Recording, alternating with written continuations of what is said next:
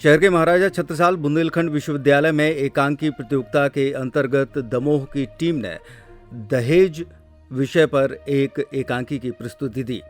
यहां पर प्रस्तुति के माध्यम से बताया गया कि किस तरीके से दहेज लोभियों द्वारा शादी विवाह करने के बाद महिलाओं को परेशान और प्रताड़ित किया जाता है। ऐसी स्थिति में न सिर्फ एक परिवार बर्बाद होता है बल्कि दोनों परिवारों के बीच में तमाम वैमनस्यता भी आ जाती है और विवाहिता युवती को तमाम कष्ट झेलने पड़ते हैं।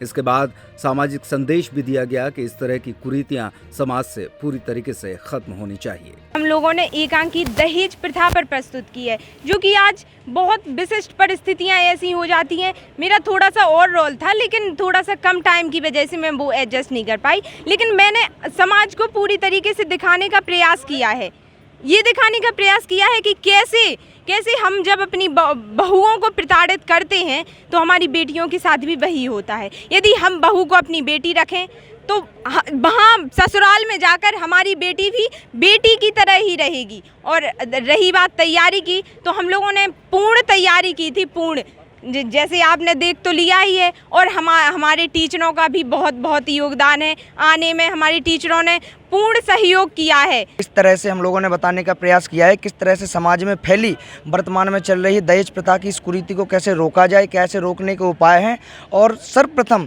इसे यदि हम अपने घर पे लागू करें तो बेहतर एक अच्छा संदेश देकर हम इसे समाज में अच्छा संदेश भी ला सकते हैं और इसके सुधार में बेहतर प्रयास भी कर सकते हैं।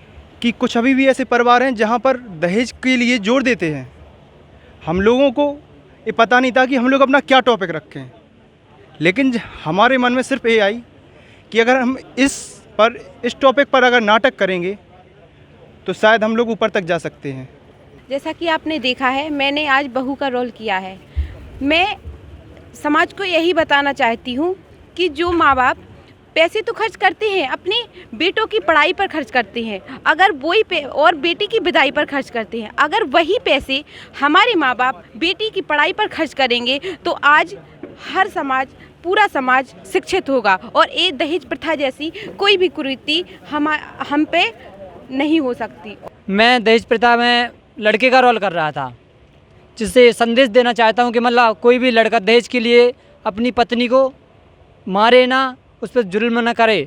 पिता अपनी बेटी तो देता है, साथ में दहेज भी देता है, तो पिता से दहेज ना मांग के वो पिता अपनी बेटी की पढ़ाई में लगाए वो दहेज।